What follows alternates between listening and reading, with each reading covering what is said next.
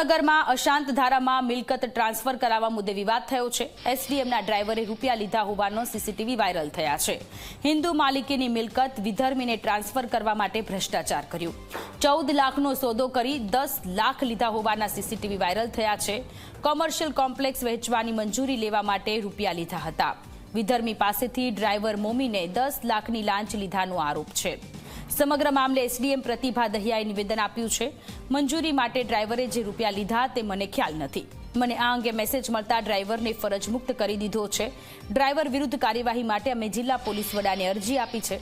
મહત્વનું છે કે આ અંગે કલેક્ટર ડોક્ટર મનીષ બંસલે ખુલાસો કરતા કહ્યું કે અશાંત ધારો લાગુ થયા બાદ મિલકત વેચાણની પૂરી સત્તા એસડીએમની હોય છે। ત્યારે જે સીસીટીવી સામે આવ્યા છે તે બાદ આ કાંડ પાછળ કોણ જવાબદાર છે તે અંગે તપાસ ચાલી રહી છે। ટૂંકમાં કહીએ તો આ જે વિડીયો આ જે ઓડિયો આ જે છે ડ્રાઈવરનું છે અને આ આઉટસોર્સિંગનો ડ્રાઈવર છે અને જે પણ નીતિ નિયમ પ્રમાણે જે એના ઉપર એક્શન કરવાનું છે તો આ અમે લોકો કરી રહ્યા છે। એમાં કોઈ બાંધછોડ કરવામાં આવશે। જો બી કોઈ માણસ કોઈ જગ્યા જઈને કોનું નામ લઈને અને શું કહે છે આપણે એની જબાન તો કંટ્રોલ કરી શકતા નથી, પણ ખરેખર એસડીએમનું કે એસડીએમના ઓફિસના કોઈ સ્ટાફનો રોલ એમાં છે कि नहीं, આ તો તપાસનો જ વિષય છે। मैंने वीडियो देखा है, मैंने सुना है। अब वो मेरा नाम ले रहा है तो उसके साथ मेरा कोई इन्वॉल्वमेंट नहीं है। ड्राइवर हमारा रेगुलर स्टाफ नहीं होता जिसके साथ हम कोई अंगत बात करें।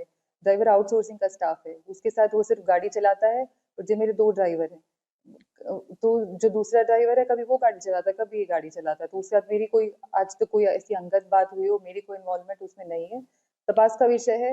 बाकी अब मैं एसपी सर को इस चीज के बारे में लिख रही हूँ कि आगे वो कार्रवाई इस चीज पे करें। आज मैंने कंप्लेन उनको एक लॉन्च करी है।